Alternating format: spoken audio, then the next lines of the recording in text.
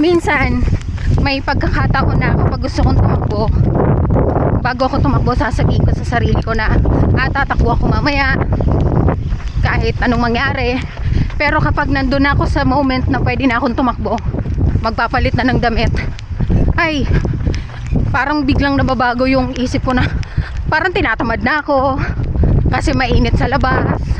Dito na lang ako sa kwarto. So ang ending, sa kwarto magbabrowse ng telepono, paikot-ikot lang doon, tapos walang nagawa, hindi pinagpawisan.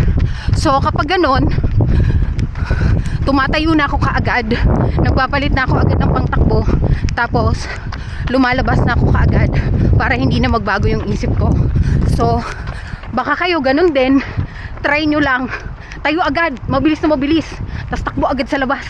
Kasi kapag ka inisip mo pa ng inisip, ay matatalo ka kaagad ng katamaran hanggang sa hindi ka na makakatakbo, wala ka nang nagawa.